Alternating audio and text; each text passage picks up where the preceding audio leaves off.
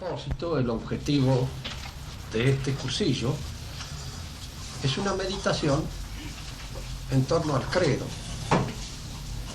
del cual iremos examinando una por una las locuciones fundamentales que lo constituyen. No digo palabra por palabra porque por ahí es toda una locución la que entra a título de consideración reflexiva. Lo que hoy nos toca considerar es credo in unum Deum, es decir, la unidad de Dios, que Dios es uno, y al mismo tiempo aquí está propuesto el nombre de Dios. ¿Cuál es el verdadero nombre de Dios? En la Biblia hay una referencia explícita en un pasaje del Éxodo en que se le aparece una visión a Moisés, encomendándole la misión de sacar al pueblo judío de su prisión de Egipto. Moisés pregunta qué nombre debe invocar él para poder hablar ante sus paisanos acerca de aquel que le da esta misión. Y entonces se le contesta una fórmula de expresión que ha sido muy discutida en toda la amplia literatura exegética en torno a este nombre de Dios dado en el Éxodo. Según la traducción latina, tomada de la traducción a su vez griega de los 70, la traducción latina dice ego sum, qui sum, qui es, etcétera, te envía, el que es te envía. La traducción que nosotros podemos hacer en castellano, la más adecuada, es soy el que es el que soy. El que es te envía a tu pueblo. Indudablemente, esta forma de expresión puede ser observada desde muchos puntos de mira.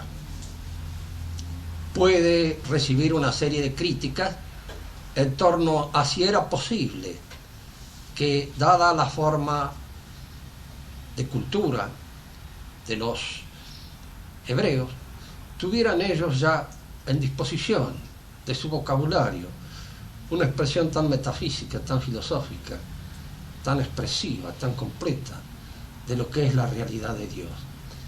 Porque efectivamente, hablando en términos de metafísica, cosa que los hebreos no habían cultivado nunca jamás, Dios es el que es, el ser en el sentido pleno del término, aquello que aparece significado por el infinitivo verbal, ser.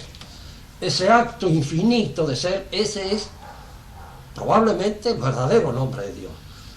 Y es esto lo que la Biblia quiso decir a Moisés cuando lo envió en misión a rescatar al pueblo de Israel. Indudablemente, para nosotros no nos cabe ninguna duda, es el nombre de Dios que allí se revela. Pero las dudas vienen cuando se hacen los exámenes, los estudios eruditos en torno a esta posibilidad semántica que ofrece esta designación. El que es, el ser. Podía haber sido conocido ese nombre por un pueblo de una cultura tan agraria, tan limitada como era la del pueblo hebreo. Y es aquí donde hay que arriesgar en alguna medida una interpretación. Frente a este misterio de si el pueblo hebreo ha sido o no ha sido el creador de esta expresión, hay dos posiciones que podríamos llamar contrarias. Una se opone a la otra. Y estas dos posiciones son las siguientes. En primer lugar, que el pueblo hebreo no pudo conocer de ninguna manera, dado el grado de cultura o de civilización alcanzada, dado el hecho de que no había logrado expandir su razón ni su vocabulario en el ejercicio de la filosofía, en el ejercicio del pensamiento filosófico. Y precisamente esta palabra requiere una grave ejercitación filosófica para alcanzar a discernir en parte el contenido infinito a que esta palabra apunta. Esta posición que examinaremos muy brevemente para no alargar excesivamente nuestra reflexión, en la que surge de un cierto relativismo culturalista. El inmanentismo tiene 10.000 formas. El inmanentismo supone un punto de mira desde el cual la conciencia del hombre es la que crea la mayor parte de aquellas cosas que constituyen los elementos de la fe. La conciencia del hombre sería, diríamos, ese fondo del cual irían surgiendo todas las realidades. Los que interpretan de una manera relativista y culturalista esta palabra suponen que siempre en los pueblos semitas hay una inclinación a tener una idea y una relación más concreta con Dios, menos abstracta, que esta referencia o esta relación puramente abstracta es propia de un pueblo intelectual como el pueblo griego, pero no de un pueblo semita, y hacen depender todo este nombre de esa modalidad particular del semita que se opondría al griego. Tal vez estas consideraciones tendrían un cierto sentido si no hubiera revelación. Si la revelación es nada más que un fenómeno que acontece en el pueblo hebreo, es algo que depende del pueblo hebreo, que es hechura del pueblo hebreo, indudablemente a esto no habría nada que decir. Pero lo curioso es que si nosotros consultamos al pueblo hebreo y consultamos con posterioridad a los que son herederos en el terreno de la revelación, siempre que se habla de revelación se habla de verdades que provienen de Dios, cuya fuente es Dios y no el pueblo hebreo. De manera que si nosotros creyéramos que la fuente de la revelación es el pueblo hebreo, esta interpretación de que la relación concreta con Dios solo puede nacer en una cultura semita, como puede ser la cultura hebrea o como puede ser posteriormente la cultura árabe e islámica, es una interpretación válida siempre y cuando no hubiera revelación, y siempre y cuando la revelación fuera algo, el producto cultural, el producto de una civilización, como lo es su ciencia, como lo es su arte, como lo es su política, como lo es su economía, pero no la religión. Precisamente aquellos que tienen experiencia de la religión la suponen siempre como algo que viene de afuera, de lo alto. El pueblo hebreo fue elegido para una misión precisamente que aparentemente le quedaba grande. Lo que uno podría pensar en un momento determinado es por qué Dios no eligió a un pueblo mejor ubicado en el ranking de la historia que el pueblo judío. ¿Por qué fue a elegir precisamente un aduar beduino que en el comienzo apenas pasa de 50 personas, que con el transcurso del tiempo no llegó a desarrollar nunca jamás una alta cultura, que no llegó ni siquiera a expandir su vocabulario en la ejercitación de la filosofía, de modo que incluso, fíjense, en esta situación real que acontece con posterioridad desde el punto de mira de la historia, cuando se expande el cristianismo y que la misión de la Iglesia, no a diferencia, pero sí a continuación de la misión de Israel, es hacer universal el mensaje de Cristo, expandirlo universalmente, el cristianismo no elige el lenguaje hebreo, no elige la cultura hebrea para asentarse y de alguna manera partir desde allí, desde la cultura o desde la civilización hebrea, para alcanzar esta expansión universal que tenía misión de alcanzar. No aparece así.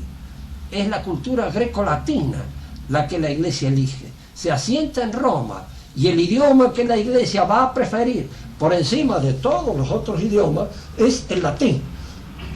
Y la razón la vamos a dar inmediatamente cuando tratemos de aclarar este problema que nos presenta el nombre de Dios. ¿Por qué la Iglesia eligió el latín? Pudo haber elegido el griego. Y en el comienzo la cosa estuvo lo suficientemente peleada como para que cualquiera de estas dos lenguas pudo haberse convertido en la lengua universal de la Iglesia.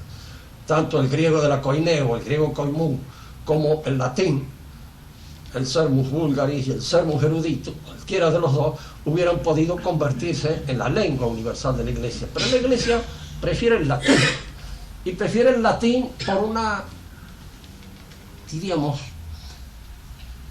tal vez acá haya que añadir posteriormente alguna pequeña reflexión para atenuar un tanto la excesiva, el carácter excesivamente taxativo de la opinión. Eligió el latín porque el latín es más adecuado, probablemente. Pero a veces Dios elige los instrumentos que Él considera más útiles en esa oportunidad, sin tener en cuenta si son mejores o no son mejores. En un momento determinado eligió al pueblo hebreo. ¿Por qué eligió al pueblo hebreo y no eligió a otro pueblo? Está eso en los destinos fijados por la providencia, que de ninguna manera, diríamos, nosotros podemos llegar a comprender por qué. Tal vez la modestia misma del pueblo hebreo iba a ser posible de que surgiera esta grandeza de la misión que le otorgaron. A veces la utilización, el instrumento conjunto que Dios usa es un instrumento humilde, modestísimo, pero no siempre, no siempre. Eligió a Moisés para sacar a los judíos del Egipto. Moisés parece que era un hombre no solamente tímido, había pasado 80 años con su suegro cuidando ovejas en las llanuras de Madián. No era precisamente un aventurero, ni era de ninguna manera un hombre acostumbrado a colocarse en un nivel ventajoso en sus acciones en la vida temporal. Casi no sabía hablar, tenía dificultades para expresarse. Estas dificultades Él las hace entender de manera tal de que Dios nuestro Señor eligió un instrumento bien modesto y bien inepto para la función que le tocaba realizar. Los intérpretes del otro lado, los que aparecen, diríamos, haciendo una interpretación de la cultura más racional, tal vez más naturalista, pero menos conforme a los textos de la geógrafo, dicen que Moisés en realidad fue egipcio, que nunca fue judío. Y el que más sostiene la opinión esta es precisamente Freud, en uno de los libros que se llama precisamente Moisés y la religión monoteísta, uno de los últimos que escribió, ya cuando era mayor, y que quiso dar una interpretación del origen del monoteísmo, teniendo en cuenta el complejo de Edipo, etcétera, etcétera, y un montón de ideas a través de las cuales él iba forjando esta noción de un Dios único, que sería el Dios de Moisés. Él lo hace egipcio, pero lo hace egipcio por razones, diríamos así, que están adscritas a su hipótesis, que están adscritas a su tesis, y no por razones de carácter histórico, porque las razones de carácter histórico, las únicas que existen, las únicas que hay, las únicas a las que podemos recurrir, son la geografía bíblica. Y la geografía bíblica dice que Moisés era judío, y que de alguna manera fue, sí, criado por una hija del faraón, y mantuvo en la corte del faraón durante un cierto tiempo, hasta que habiendo matado a un egipcio, tuvo que huir de Egipto y se refugió en Madián, pero allí permaneció durante años, hasta la edad provecta de 80 años, que solamente estos patriarcas del antiguo régimen y del Antiguo Testamento podían alcanzar esa edad sin grandes detrimentos físicos. Él logró esta edad y fue cuando aparece allí esta zarza ardiendo, donde le comunica el mensaje que hace transmitir al pueblo hebreo. Lo que interesaba era indicar esto. ¿Por qué razón en un momento determinado Dios elige la latinidad como centro de la expansión de este mensaje que ha de extenderse a todo el universo? Elige la latinidad y no elige la parte griega. Y es curioso advertir esto, de los dos idiomas el más rico es el griego. Tiene mucho más matices semánticos que permiten un manejo más difícil. Es más fácil de manejar el latín porque es más preciso, es más riguroso. Es idioma de juristas. No quiero decir acá de ninguna manera, menos habiendo juristas cerca, de que los juristas no intenten en todos los momentos de su vida hacer embrollos, no. Pero en realidad procuran que cuando es el caso de ellos y que ellos tienen que defender que en lo posible se preste lo menos posible lo que se dice a embrollo, salvo que tengan ese propósito. Y si ese es un propósito buscado, ya entonces la ambigüedad está en la decisión, está en la voluntad y no está en la mala expresión del escrito. En realidad hay una tendencia a la claridad, y esa tendencia a la claridad es propia del idioma latino, es pobre en expresiones. Unas 2 o 3 páginas en español, en latín se pueden escribir en media página, y en media página se concentra todo lo que se dice. Pero precisamente esta pobreza de las expresiones le da al mismo tiempo la fijeza en el contenido de aquello que debe ser un contenido sacral o religioso. Volvamos a lo nuestro, pero dejando esta inquietud que más adelante lo retomaremos a propósito de cualquier otra locución del Antiguo Testamento, del credo.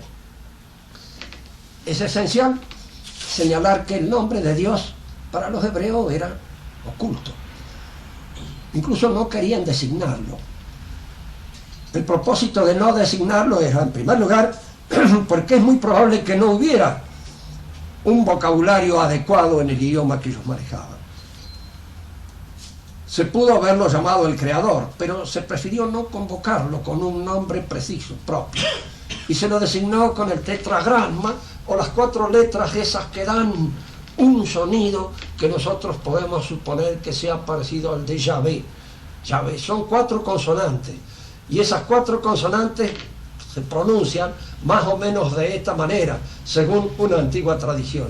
Y este sería el nombre que le dio Dios a Moisés en la zarza ardiendo, para que invocara ese nombre ante los egipcios. Es un nombre, como decíamos en un comienzo de esta conversación, que está impregnado de interés metafísico. Y precisamente porque está impregnado de interés metafísico, suponen los eruditos que no puede haber surgido del pueblo hebreo, que el pueblo hebreo no puede haber dicho eso. Y hay incluso una interpretación gnóstica en que se le hace decir a la zarza ardiendo: yo soy el que estoy parado delante de usted. Que esa sería la auténtica interpretación. Y es lo que podemos decir nosotros frente a esto. Yo no soy erudito y no soy filólogo. 2 actividades que no me consideran de ninguna manera y para las que no estoy preparado ni en condiciones de poder refutar a nadie que venga con esas pretensiones. Pero hay una cosa que sí es cierto y que es de buen sentido, y el buen sentido sí, algunos le dicen el sentido común, que es el menos común de los sentidos, pero de alguna manera podemos decir que el buen sentido nos enseña a discernir ciertas verdades, y que más allá de la erudición, más allá de la filología, el buen sentido nos permite captar lo que allí se quiso haber dicho. En primer lugar, las verdades, las palabras, los signos de la conversación son siempre arbitrarios. El lenguaje es arbitrario. Hemos decidido llamar a tal palabra, a tal cosa con tal palabra, y empleamos esta palabra para designar esto.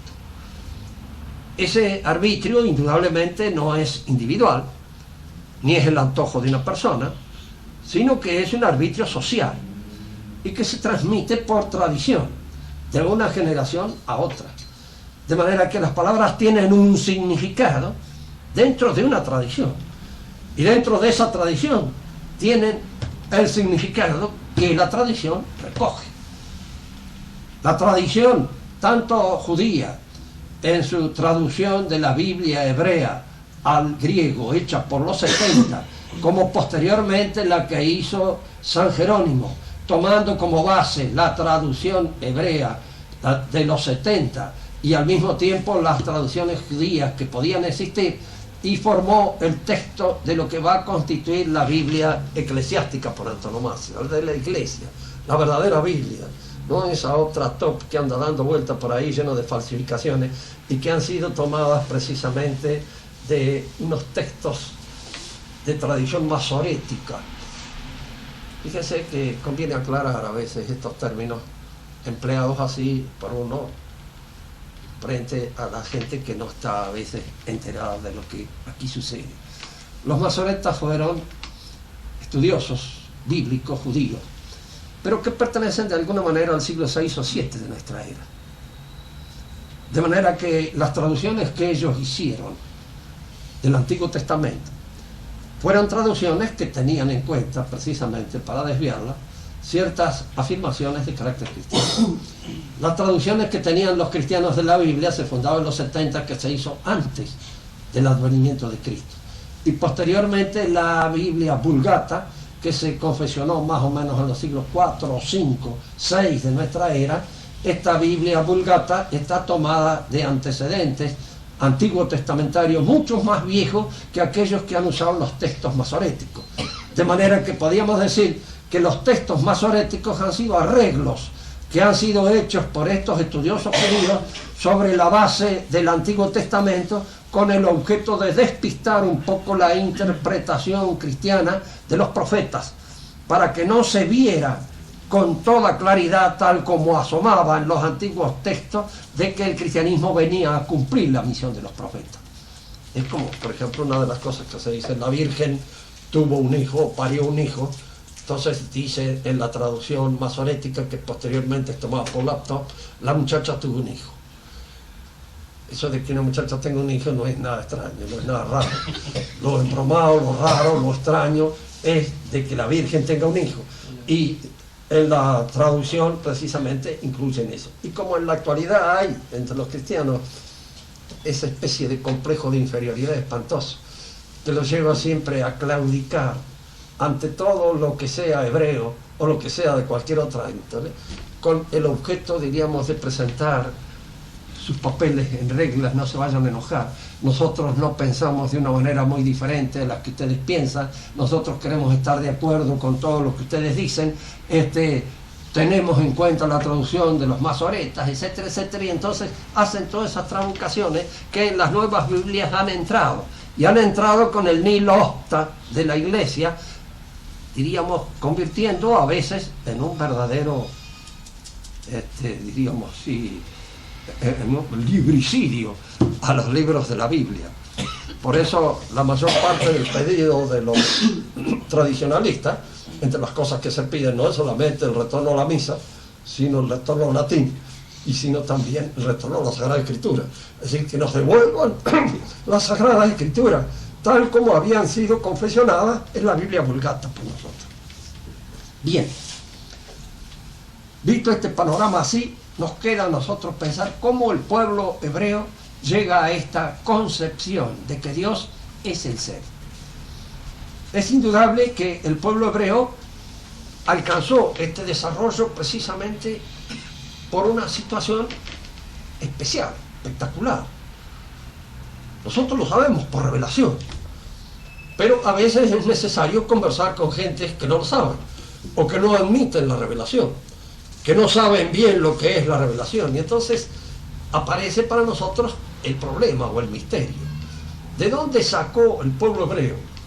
Un pueblo pequeño, rodeado de pueblos mucho más grandes que él, prestigiosos, que tenían su fe, que tenían su liturgia, que tenían sus altares, que tenían sus dioses. ¿Cómo este pequeño pueblo pudo defenderse de la influencia aplastante, de la presión que podían ejercer esos otros pueblos sobre él, y de la manera en cómo podían arrancarlo de su fe? Y si ustedes leen toda la historia de la Biblia, observarán que siempre la lucha es contra esa posibilidad de ser absorbido por un pueblo más grande y de ser absorbido por los ídolos en los cuales creían esos otros pueblos. Pero el pueblo hebreo se mantuvo ajeno a todo esto, se mantuvo libre de todo esto, se mantuvo como una especie de mutante dentro de los pueblos de la historia. Eso hay que reconocerlo y hay que decirlo, porque así como hay un filojudaísmo que es lo que podríamos llamar de mala índole, porque es el indicio de una actitud rastrera que va buscando el acomodo con los que hoy son poderosos, hay un antijudaísmo que es simplemente a veces estúpido, no tiene pie ni cabeza. Es como si dijéramos: la Virgen era virgen hebrea, de algún lado tenía que ser virgen, no podía no ser una virgen abstracta, porque una virgen abstracta no tiene hijos. Y esta era bien concreta, y de carne y hueso, y elegida en la familia de Israel. De manera que fue elegida en la familia de Israel como pudo haber sido elegido en cualquier otra. Porque el pueblo de Israel fue elegido, fue el elegido. Y una vez siendo el elegido, es indudable que de allí es donde surgen la mayor parte de los inconvenientes para aceptarlos como tal. Cualquier otro Aduar que hubiera elegido Dios hubiera sucedido lo mismo. Y su historia hubiera sido más o menos la misma, porque al ser puesto de relieve, al ser puesto de manifiesto, con una preferencia abierta, clara, detenida de Dios sobre él, eso lo colocaba en una situación excepcional que le iba a dar a su historia una corriente particular, una modalidad típica. Y es esa modalidad típica la que lo hace tanto útil desde el punto de vista de la revelación como antipático desde el punto de vista personal, porque es aquel que se destaca y que de alguna manera tiene el orgullo de haber sido distinguido. Es indudable que este orgullo de haber sido distinguido es la parte difícil de tragar para la mayor parte de los otros pueblos, pero que inevitablemente tenía que suceder con aquel que era el hijo mayor de la familia, aquel que había sido elegido. Fue elegido, y en alguna medida este pueblo, del cual los títulos que existen, porque están los que hacen las exégesis de los textos más antiguos podrán decirle, mire, al fin de cuentas, Israel de qué época aparece. Y bueno, aparece en la historia más o menos 2500 años antes de Cristo. Bueno, pero los textos que hay en torno a eso no pasan de 1000 años antes de Cristo. Bueno, póngale que sean 1000 años antes de Cristo. La época de los textos. Ya en esa época el que hizo el texto, un rabino, lo que fuera, uno de los doctores de la ley, el que había hecho el intérprete, sabía perfectamente bien de que el pueblo de Israel, que en esa época no contaba ni con 50.000 personas, iba a ser el padre de millones y millones de hombres, como efectivamente lo es. Lo sabía ya él. ¿Con qué seguridad lo dice? ¿Y con qué absoluta seguridad lo marca? ¿De qué modo pone de manifiesto esta permanencia? Tan claro, tan seguro como ese otro texto que nosotros leemos siempre, en que una muchacha hebrea va a saludar a otra y cuando la recibe le dice, te dirán benditas todas las mujeres de verdad. Con una plena seguridad absoluta, como si esto no estuviera aconteciendo en una aldea perdida en Israel, en un mundo que todavía no tenía absolutamente ningún valor dentro del contexto del mundo romano. Y sin embargo hizo, y está allí. Y esas palabras son dichas por Isabel a María en la salutación, y que la otra la recibe y le dice también con todo el candor y con toda la sencillez del que no hace nada más que estar refiriéndose a cosas que pertenecen desde ese momento a la eternidad misma de Dios y no pertenecen más a la historia de los hombres, son cosas propias de la eternidad de Dios. Le dice, sí, me llamarán benditas todas las mujeres.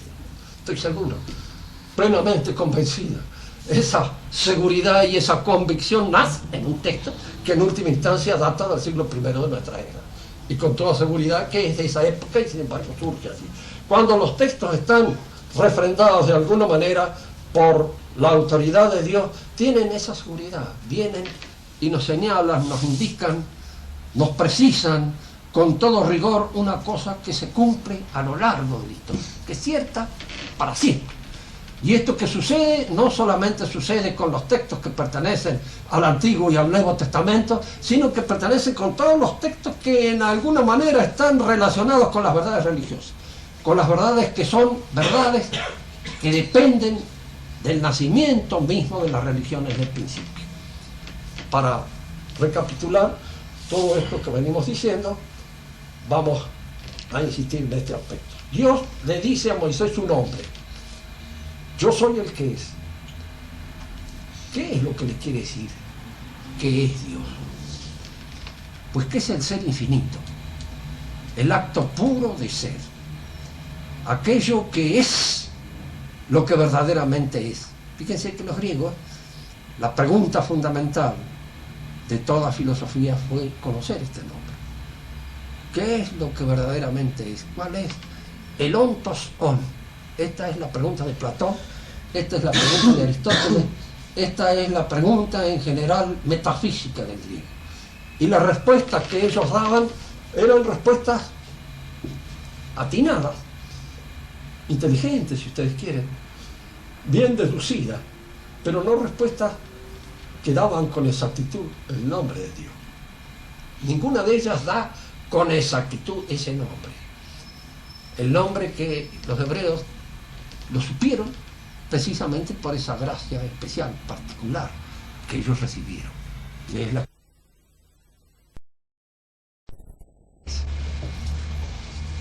Así simplemente, en una pregunta común, corriente. ¿Qué es este aparato? Aquí se presentan dos posibilidades de contestar. La que se funda en los datos fundamentales, precisos, patentes de los sentidos, y que da la respuesta diciendo que esto es lo que está aquí frente a nosotros, que pesa y posa, que tiene una consistencia, que tiene una cierta entidad compacta, que puede ser pesado en una balanza, que puede ser medido con un metro, que puede ser obtenido todos los aspectos que lo constituyen mediante medidas claras y exactas. Esta es una respuesta. Y es generalmente la respuesta ingenua, la respuesta del hombre que piensa poco. La respuesta del hombre que piensa va más allá de lo que pesa y de lo que posa. Y en cierto modo les dirá, mira, este es un aparato cuyo plan pues lo tuvo aquel que lo inventó. Y en aquel que lo inventó esto comenzó por ser una idea, que luego él la planificó, la trasladó al plan. Y es esa idea la que en alguna medida está organizando los aspectos puramente materiales que los constituyen.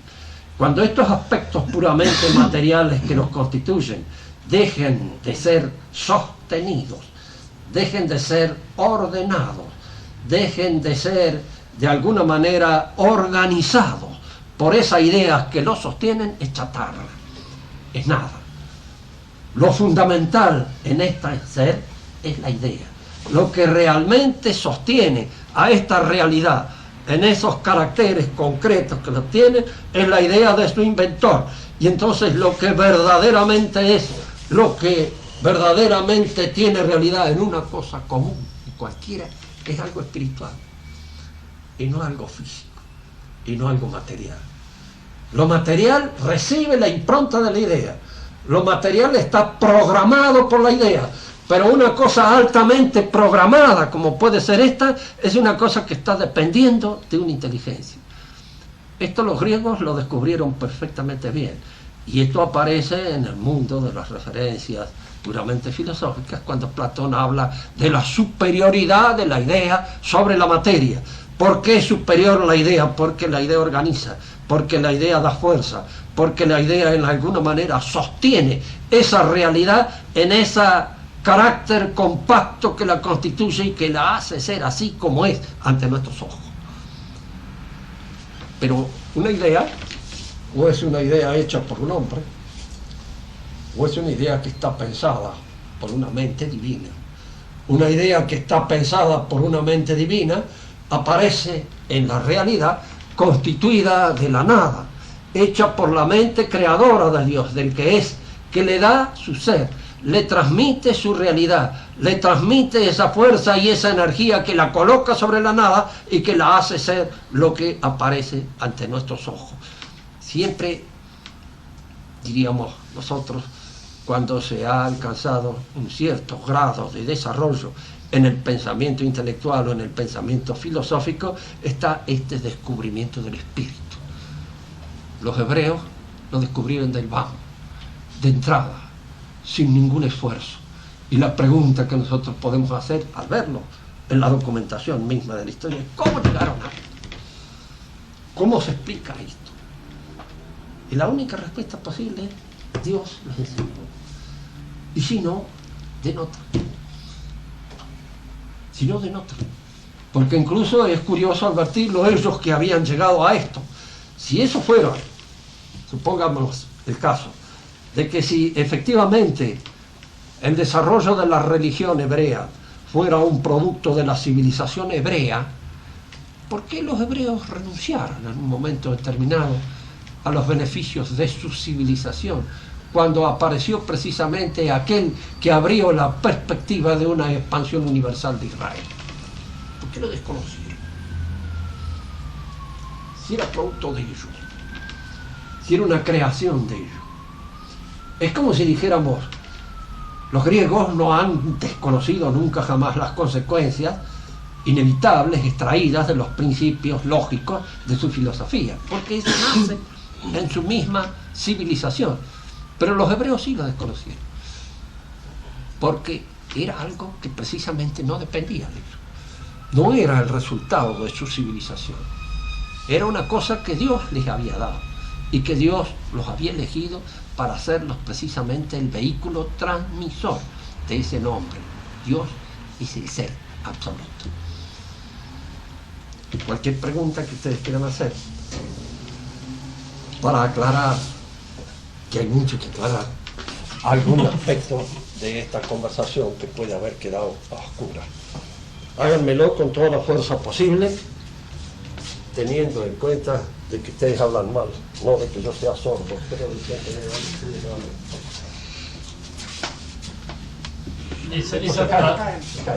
esa traducción que hacen, o esa interpretación de traducción que hacen los gnósticos con respecto a que la interpretación correcta sería yo soy el que está frente a ustedes. Sí. No se entronca un poco con la explicación que vos dabas de esas dos formas de ver el objeto, es decir, no llevaría un poco a una